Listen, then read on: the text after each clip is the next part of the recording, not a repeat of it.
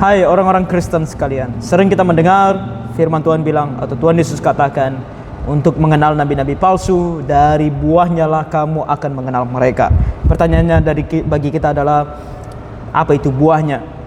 Dan sering sekali kita mendengar bahwa buahnya ini diukur dari berapa banyak jemaatnya, seberapa besar gerejanya. Seolah-olah kalau gerejanya besar, jemaatnya banyak, maka itu harusnya pendeta yang baik, itu harus pengkhotbah yang baik, itu adalah nabi yang baik. Namun kita bisa melihat dari Alkitab bahwa sesungguhnya tidak demikian. Bagaimana sebenarnya, apa sebenarnya yang dimaksudkan oleh Alkitab? Mari kita lihat bersama-sama. Nah, ini terambil dari Matius pasal 7, dan di ayat 16 dikatakan dari buahnya lah kamu akan mengenal mereka. Namun kita jangan hanya berhenti di ayat 16 ini. Saya mau kita melihat juga ayat 15 ketika dikatakan di sini, waspadalah terhadap nabi-nabi palsu yang datang kepadamu dengan menyamar seperti domba, tetapi sesungguhnya mereka adalah serigala yang buas. Nah, ini yang penting karena ini konteksnya tentang nabi palsu ini. Mereka akan menyamar seperti domba dan sesungguhnya mereka adalah serigala yang buas. Nah, ini terdapat dalam Alkitab kita, terjemahan baru maupun dalam terjemahan baru edisi yang kedua. Sangat mirip, oke? Namun ini tidak begitu jelas. Karena apa yang dimaksud dengan menyamar seperti domba? Dan apa yang dimaksud bahwa sesungguhnya mereka adalah serigala yang buas? Secara sederhana mungkin kita bilang, oh ya, menyamar seperti domba, lalu sesungguhnya mereka adalah serigala. Saya mau membawa kita kepada bahasa aslinya. Nah, di dalam bahasa asli sangat menarik di sini ketika ada kata ini. Kata yang digunakan di sini adalah kata esoten. Okay? Ini adalah esoten. Ini cara bacanya esoten. Nah, kenapa saya mau kita melihat ini? Karena kata esoten ini, kalau kita mau terjemahkan dia secara harafiah, maka terjemahannya menjadi dari dalam. Okay? Dari dalam, tetapi dari dalam mereka adalah serigala-serigala yang buas. Okay? Dan juga mengenai mereka menyamar seperti domba, itu kalau kita terjemahkan secara harafiah, itu adalah dalam pakaian domba-domba. Okay? Jadi mereka ini dalam pakaian domba-domba, dan dari dalam mereka adalah serigala-serigala yang buas. Dan itulah yang dimaksudkan dengan buah mereka. Jadi buah mereka itu bukan dari luar, tetapi dari dalam. Jadi kalau buah mereka itu bukan dari luar, tetapi dari dalam, bukan apa yang terlihat di luar, tetapi apa yang keluar dari dalam, maka ini tidak berbicara tentang jumlah jemaat, ini tidak berbicara tentang seberapa besar gerejanya, ini tidak berbicara tentang apa yang bisa dilakukan, bahkan mungkin mujizat-mujizat penyembuhan yang mereka bisa lakukan. Oh tidak, ini dari dalam. Dan apa yang keluar dari dalam? Pengajaran.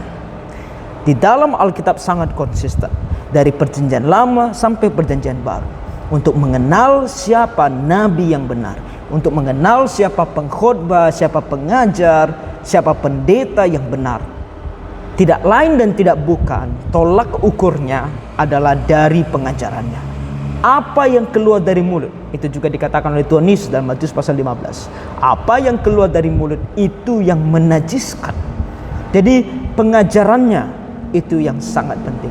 Jadi kalau kita mau tahu apakah pendeta itu benar atau salah, apakah pendeta itu adalah pendeta yang benar atau pendeta yang palsu, pengajar yang benar atau pengajar yang palsu, nabi yang benar atau nabi yang palsu, sederhana, yaitu dengan melihat, mendengar, mengevaluasi, membandingkan pengajarannya dengan Alkitab. Kalau pengajarannya sesuai dengan Alkitab, maka dia adalah orang yang benar.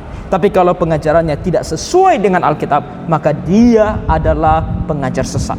Dia adalah pengkhotbah, dia adalah pendeta palsu. Oke, gampang sekali kan dari pengajaran. Namun mungkin kita bilang, bagaimana menilai pengajarannya? Well, kamu diberikan Alkitab oleh Tuhan. Firman Tuhan dituliskan bagimu dari Kejadian sampai Wahyu. Itulah kenapa orang Kristen harus belajar Alkitab. Nah, untuk membuat kamu lebih bisa waspada dalam hal ini, maka kamu harus memperhatikan beberapa hal ini. Pertama, pastikan kamu sendiri mau belajar Alkitab. Kamu harus membaca Alkitabmu di rumah, kamu harus membacanya dan memohon supaya Tuhan menolong kamu untuk mengerti. Itu yang pertama. Dan yang kedua, pastikan kamu berada dalam gereja yang menjunjung tinggi Alkitab sebagai otoritas tertinggi. Sebagai otoritas tertinggi. Bukan apa kata pendeta, bukan pengalaman pendeta, bukan budaya, bukan ajaran tradisi turun-temurun, tapi Alkitab. Gereja tersebut harus mengagungkan Alkitab sebagai otoritas tertingginya. Dan yang ketiga, kamu harus berada dalam sebuah gereja yang mau mengajarkan Alkitab, yang mengutamakan pengajaran Alkitab di antara segala sesuatunya. Kalau kamu berada dalam gereja dan pendetamu berbicara tentang tidak penting yang namanya belajar Alkitab, bahkan tidak penting yang namanya doktrin, tidak penting yang namanya mengenal firman Tuhan lebih dalam, yang penting adalah bernyanyi, yang penting adalah penyembahan, yang penting adalah ikuti segala aturan gereja, tradisi, ikuti kata pendeta, fix itu adalah tempat yang harus kamu jauhi. Kamu harus keluar dari sana dan pergi mencari gereja yang menjunjung tinggi Alkitab dan para pengkhotbah di dalamnya menjunjung tinggi Alkitab dan mengutamakan pengajaran firman Tuhan dari segala apapun juga. Dengan begitu, kamu akan berada di tempat yang lebih aman dan kamu sendiri dapat tahu belajar Alkitab dengan lebih dalam, lebih bertumbuh dalam Tuhan. Dan kamu akan tahu siapa pengkhotbah, siapa pendeta yang benar, siapa yang salah. Jangan tertipu.